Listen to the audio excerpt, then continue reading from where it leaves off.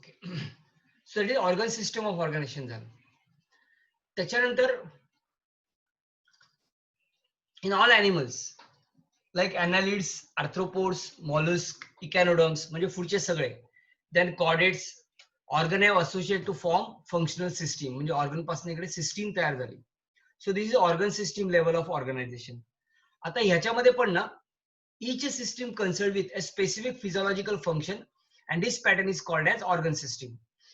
प्रत्येक ऑर्गन एकत्र येऊन सिस्टीम तयार झाली ज्यांनी स्पेसिफिक फिजियोलॉजिकल फंक्शन्स केले. आता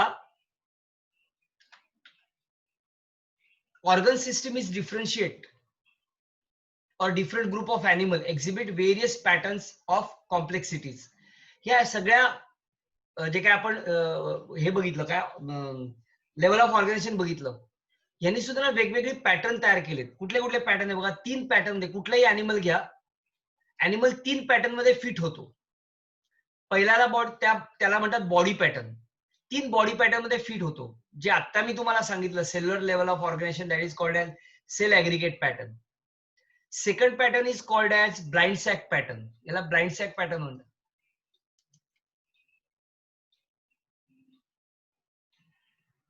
नाही बाळा, ह्याच्यामध्ये ना प्रोटोझोआमध्ये ऑर्गनायझेशन येणारच नाहीये, कारण तो युनिसेल्युलर आहे सेल.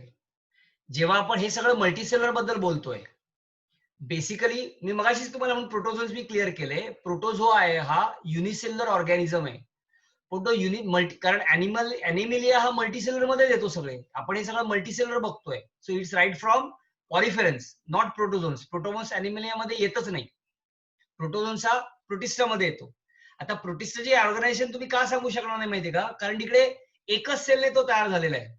आता त्याला एकच सेलने म्हटलंय तर आपण असेल्युलर म्हणायचं की नाही, ह्याला पण प्रॉब्लेम आहे. कारण एकच सेल, कुठली तुम्ही सेल म्हणता तेव्हा सेलमध्ये काय येतं, न्यूक्लियस येतं आणि सगळे ऑर्गनल्स येतात आणि सायटोप्लाझम येतं. पण जर तुम्ही प्रोटोझोन्सला म्हणजे एंटामिबा हिस्टोलॉटिका घ्या किंवा कुठलाही प्रोटोझोन्स घ्या, ह्याला तुम्ही सेल नाही म्हणू शकणार. तो ऑर्गन आहे, म्हणजे तो ॲनिमल आहे. ॲनिमल म्हणजे तो ऑर्गन आहे, ॲनिमल नाही म्हणून आपण ऑर्गन आहे. सॉरी ऑर्गन पण आहे, सॉरी ऑर्गॅनिझम आहे, चुकून ऑर्गन बोलून. ऑर्गॅनिझम आहे का, त्याच्यामध्ये सगळे फंक्शन होतात ना. त्याच्यामध्ये डायजेशन होतं, त्याच्यामध्ये इंजेक्शन होतं, म्हणजे काय म्हणतात त्याला, एनगल्फ करतो तो फॉरेन पार्टिकल.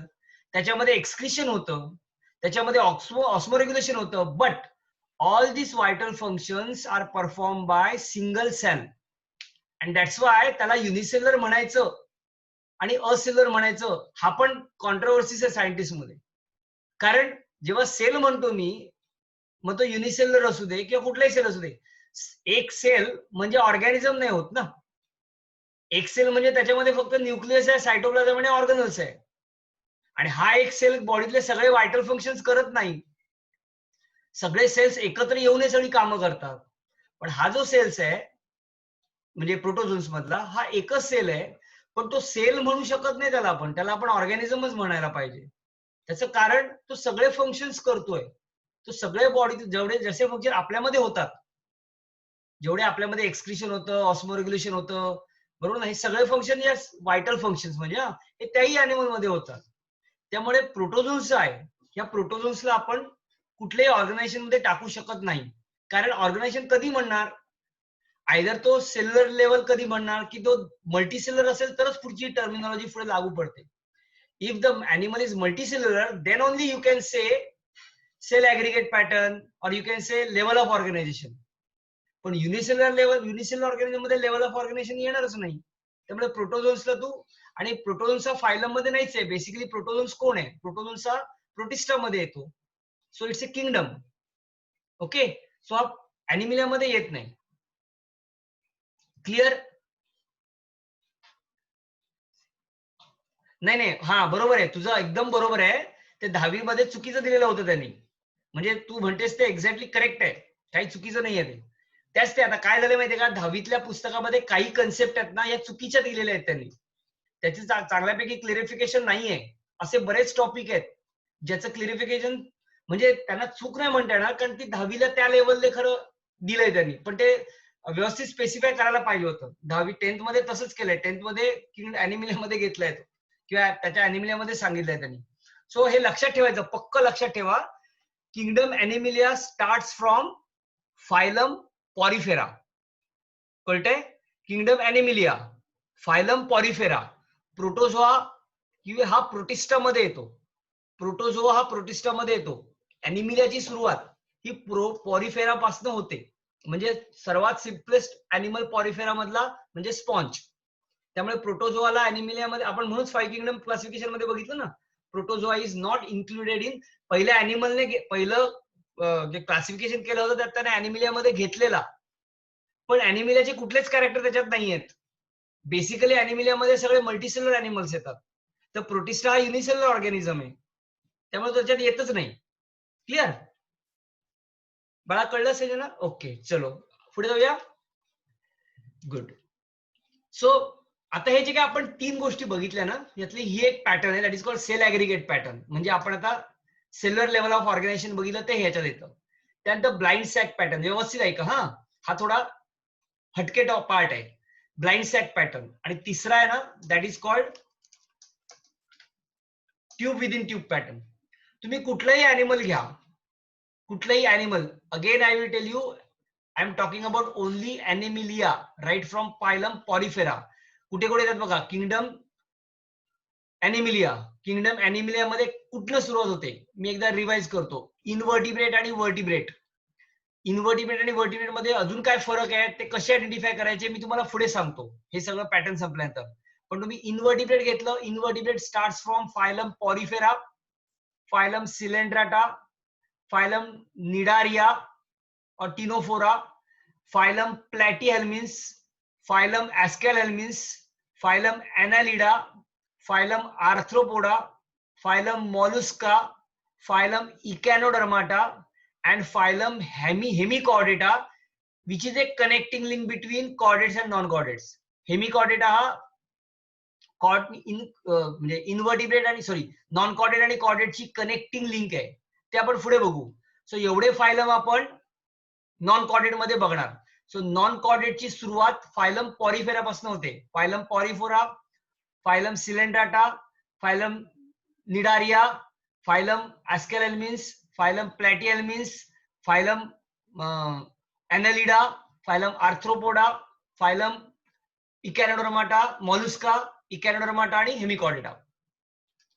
कुठले जरी, आणि पुढचे पण आपण बघणार, हे कुठले जरी तुम्ही ॲनिमल घेतलेत, मग ते वर्टिब्रेट घ्या, कॉर्डेट घ्या, नॉन कॉर्डेट घ्या, या 3 पॅटर्न मध्ये फिक्स होतात. कुठलेही तुम्ही ॲनिमल्स घ्या, हे या 3 पॅटर्न मध्ये फिट होतात. मग तुम्हाला जर हायड्रा सांगायचा असेल, किंवा फॉर एक्झाम्पल आपल्याला पिजन सांगायचं असेल, तर pigeon tube within tube pattern मध्ये येतो. पिजन म्हणजे बर्ड्स, कुठलाही बर्ड्स हा tube within tube pattern मध्ये येतो. आपण सगळे tube within tube pattern मध्ये येतात. हा जो काय हायड्रा आहे, हायड्रा ब्लाइंड सॅक पॅटर्न मध्ये येतो. आता हे काय पॅटर्न आहेत ते आपण बघूया. सो पहिला पॅटर्न आहे सेल ऍग्रीगेट पॅटर्न. हे cellular level of organisation. Cell aggregate pattern मध्ये काय आहे, in this type of pattern found in simplest type of animals such as sponge. Sponge मध्ये या प्रकारचे पॅटर्न मिळाले. In this pattern the cells are arranged or loosely arranged aggregation of cells which neither form tissue nor organ. Tissue पण तयार करत नाही, organ पण तयार करत नाही. Okay, so cells are functionally independent. प्रत्येक सेल फंक्शनली इंडिपेंडंट काम करतं. There is a no nervous system to coordinate between them. In case of sponge, nervous system is totally absent. The members of phylum Porifera belonging to this category. पॉरिफेराचे example sponge आहे. म्हणजे पॉरिफेरामध्ये येणारे सगळे animals, पॉरिफेरामध्ये येणारे सगळे animals sponge हा example आहे. एक असे असंख्य ॲनिमल्स आहेत पॉरिफेरामधले. सगळ्या पॉरिफेरामध्ये येणारे ॲनिमल्स सेल ऍग्रीगेट पॅटर्न किंवा सेल्युलर लेवल ऑफ ऑर्गनायझेशन मध्ये येतात. नाव सेकंड जो पॅटर्न आहे बघा, हे सगळे स्पॉन्जचा डायग्राम आहे, बरोबर आहे.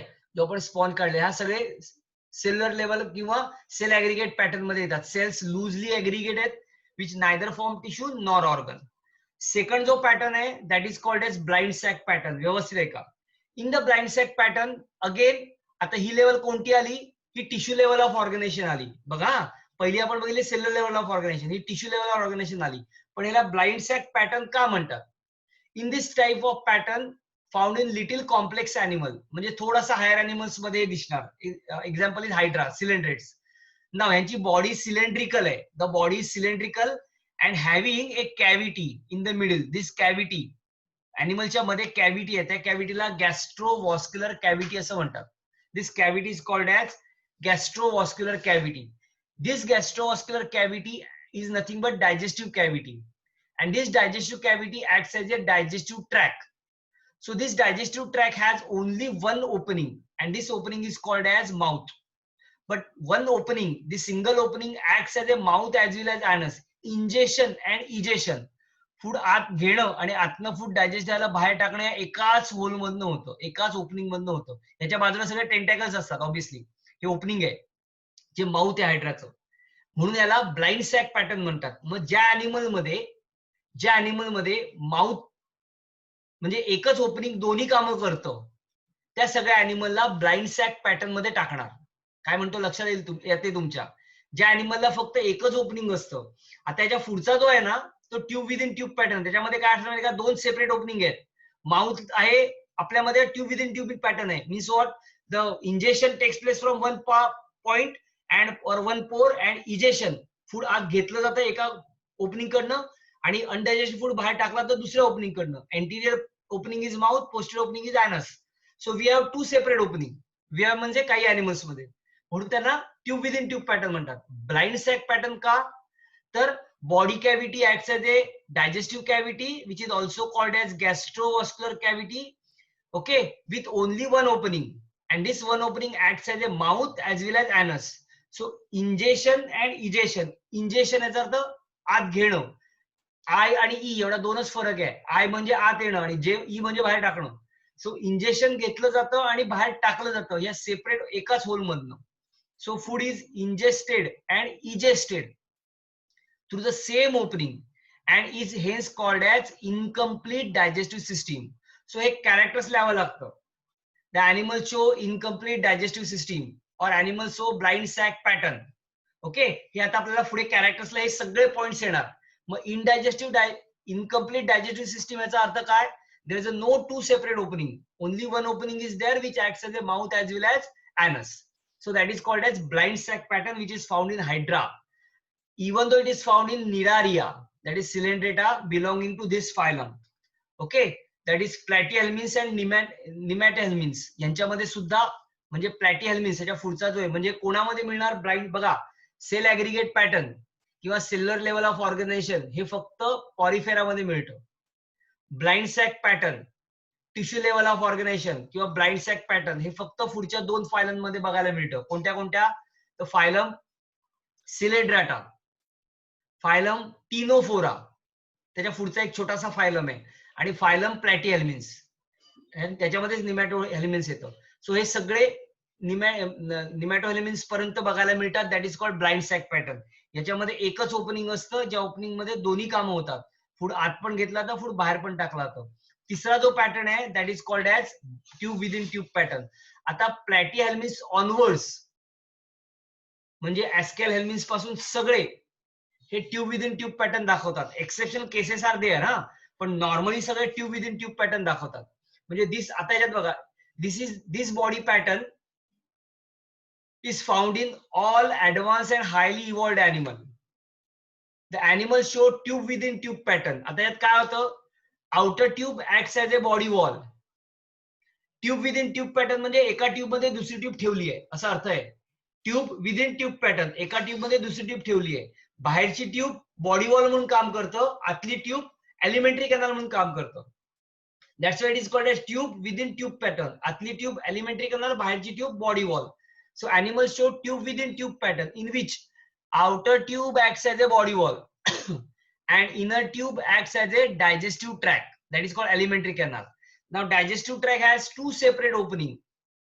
The anterior opening is called as mouth and posterior one is called as anus, and thus digestive system is called as complete digestive system. So इथं आपण एक्झाम्पल बघूया याचं. एक मिनिट हा बघा, हा फिश घेतलाय बघा. फिश मध्ये ही कंप्लीट डायजेस्ट सिस्टीम आहे. This is the mouth through which the food is entered and this is the anus is the posterior end through which the undigest food material is thrown out. So it has two separate opening. Anterior opening is called mouth, posterior opening is called anus, and that's why it is called as complete digestive system. याच्या अगोदर मध्ये incomplete digestive system बघितलेली. Incomplete का? फक्त माउथच होतं, म्हणजे फक्त एकच ओपनिंग होतं जी दोन्ही कामं करायची, आत पण जायचं आणि बाहेर पण आणायचं. फूड आत पण घेतलं जायचं आणि डायजेस्ट करून तिकडच बाहेर पडायचं. सो त्याला आपण इनकम्प्लीट डायजेस्टिव्ह सिस्टीम म्हणतो. याला आपण कम्प्लीट डायजेस्टिव्ह सिस्टीम म्हणणार. इथं nervous system is well develop and animal show division of labour. इथं मात्र तुम्हाला सगळ्या अॅनिमल्स मध्ये डिव्हिजन ऑफ लेबर मिळणार. म्हणजे सगळी नर्वस सिस्टीमचं काम करणार, ज्याच्यामध्ये सगळे नर्व सेल्सच येतात, म्हणजे न्यूरॉन्स येणार. एक्सक्री सिस्टीम मध्ये एक्सक्री सिस्टीमच काम करणार, एक्सक्रिशनच काम करणार, ज्याच्यामध्ये सगळे नेफ्रॉन्स येतात. डायजेस्टिव्ह सिस्टीम ही फक्त डायजेशनच काम करणार. So there is a division of labour. घरामध्ये पण बघा ना, आपल्या सगळे आपण एकत्र असतो. सगळंच काम आई करते का? नाही. थोडी कामं घरातली प्रत्येक जण वाटून घेतात किंवा करतात किंवा करायला पाहिजे. तसं जर असेल तर काम फास्ट होतं आणि चांगलं होतं. एकट्याच आईने सगळं काम करायचं म्हटलं तर कुठे कुठे आई पुरे पडणार. So that is called division of labour. याला डिव्हिजन ऑफ लेबर म्हणतात. जेव्हा डिव्हिजन ऑफ लेबर होतं तेव्हा काम एकदम परफेक्ट होतं आणि चांगलं होतं. So animal belonging to phylum Annelida and onwards. ॲनालिडापासून सगळे पुढचे जे अॅनिमल्स आहेत, बरोबर ना, हे सगळ्या अॅनिमल्स मध्ये ह्या प्रकारची पॅटर्न आपल्याला मिळतो. दॅट इज कॉल्ड ॲनालिडा ऑनवर्ड्स, म्हणजे ॲनालिडापासून टिल आपल्यापर्यंत, मॅमल्स पर्यंत सगळ्यांमध्ये ट्यूब विदिन ट्यूब पॅटर्न बघायला मिळतो. सो आपण हा जो काय बघितला, हा ट्यूब विदिन ट्यूब पॅटर्न बघितला. म्हणजे आपण काय बघितलं तर आपण पहिलंच फक्त पार्ट बघितलाय, that is level of organisation. म्हणजे थोडक्यात आपण हा पार्ट बघितला. कुठला? Level of organisation. ओके. आता पुढच्या लेक्चरला आपण सिमेट्री बघणार आहोत. पण या लेवल ऑफ ऑर्गनायझेशन मध्ये एक छोटासा अजून पार्ट सांगायचा झाला, ते म्हणजे सर्क्युलेटरी सिस्टीम. आता हा काय प्रकार आहे? सर्क्युलेटरी सिस्टीम ही दोन प्रकारची आहे. एक open type of circulatory system आहे आणि एक close type of circulatory system आहे. बरोबर. काय फरक आहे या दोघांमध्ये? कोण सांगू शकेल का? Can you imagine what is open type of circulatory system and what is close type of circulatory system? ही पण एक अतिशय महत्वाचा क्रायटेरिया आहे, ओपन टाइप आणि क्लोज टाइप. कोण सांगू शकेल? कोणाला माहिती आहे? If you know then tell me yes. जर माहित नसेल तर नाही म्हणून सांगा, मी एक्सप्लेन करतो. पण माहिती आहे का तुम्हाला कोणाला? Yes, Chinmayi, tell me what is that. Short मध्ये सांग फक्त. किंवा ओपन टाइप कोणामध्ये आणि क्लोज टाइप कोणामध्ये?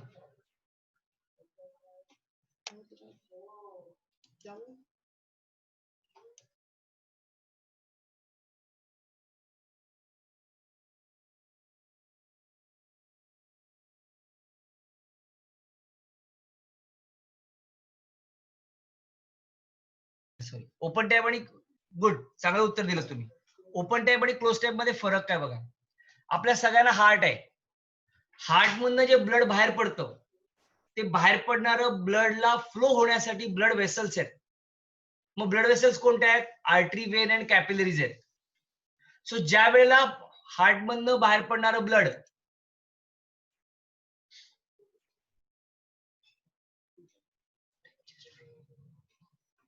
नाही नाही नाही नाही चिन्मयी, असं नाही उत्तर सांगायचं. मी सांगतो बघा, एक्सप्लेन करतो म्हणजे तुम्हाला कळेल.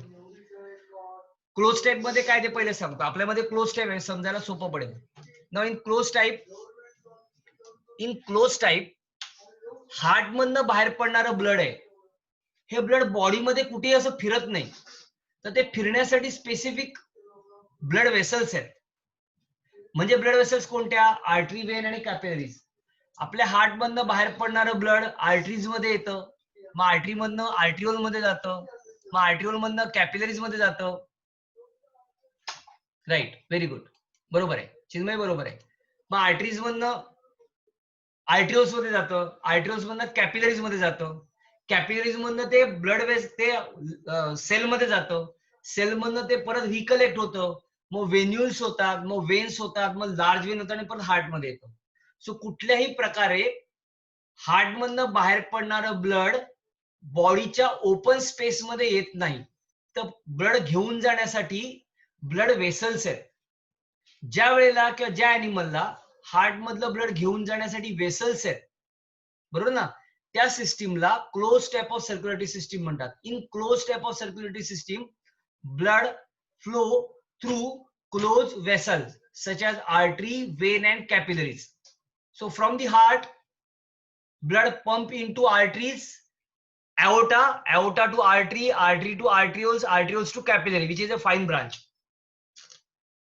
तर open type of circulatory system मध्ये काय होतं, in open case of circulatory system, open type of circulatory system, blood does not flow through close vessel but it comes out into open space. बघा cockroach हे typical characters आहे, example आहे. कॉक्रोचचं heart हे 13 चेंबर्सचं बनलेलं असतं. पहिल्या chamber मधनं जे ब्लड बाहेर पडतं ते सगळ्या बॉडीमध्ये फिरतं, तिथं ब्लड वेसल नाहीये. त्यामुळे सगळे ऑर्गन त्याच्या ब्लड मध्ये बाथ केलेले असतात, डुबवलेले असतात, बुडवलेले असतात.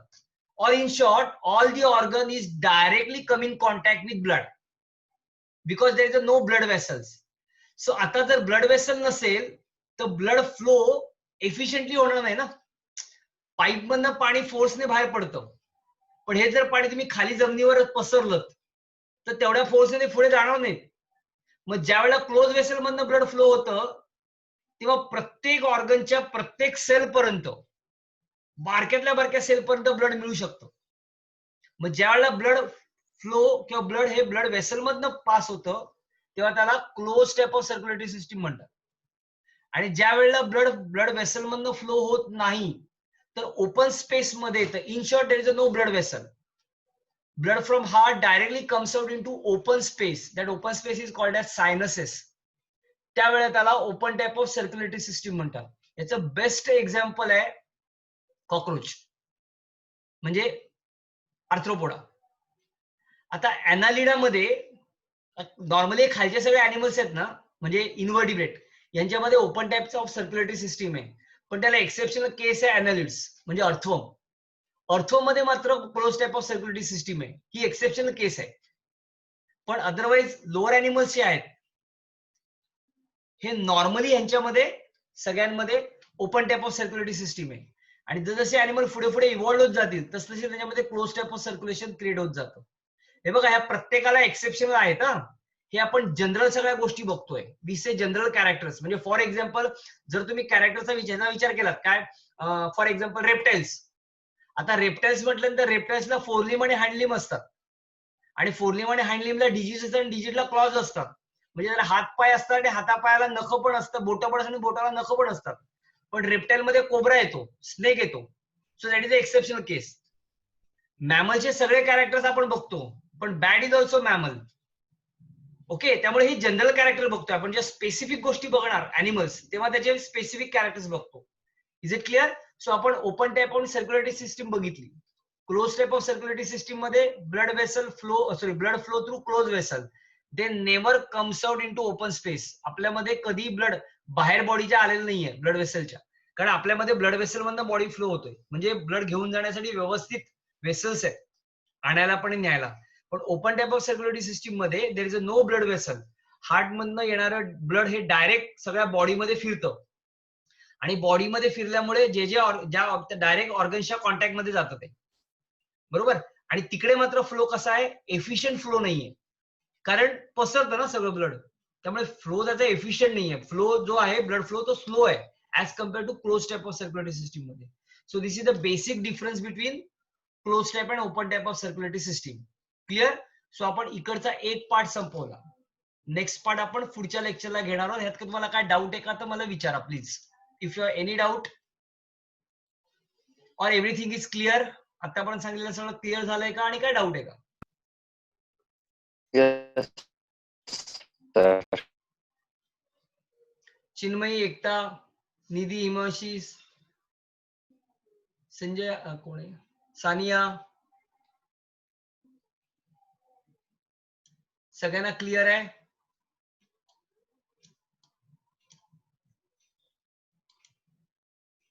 ओके, हे वाचायचं जाऊन कळतंय.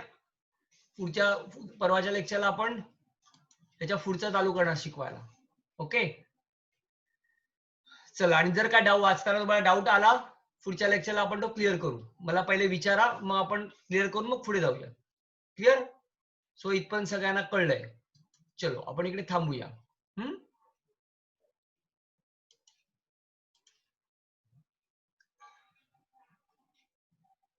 Bye sir. बाय. काय विचारतो? थॅलस ऑर्गनायझेशन. थॅलस म्हणजे सिंपल बॉडी असते का? म्हणजे कोण, आता तुला एक्झाम्पल स्पायरोगायरा मध्ये कसं सिंपल थॅलस असतं, सिंपल बॉडी असते. There is a no root, no leaves, हे कुठे वाचलं तू थॅलस ऑर्गनायझेशन?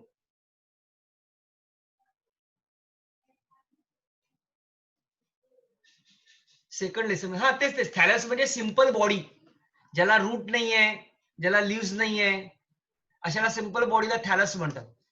म्हणजे ह्याच्यामध्ये ना तुमच्या थर्ड चॅप्टर मध्ये किंगडम प्लॅन्टी मध्ये आहे ना थॅलस, थॅलोफायटा, थॅलोफायटा मध्ये येणार ते.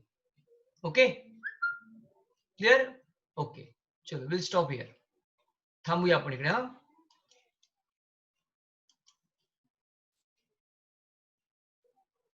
बाय.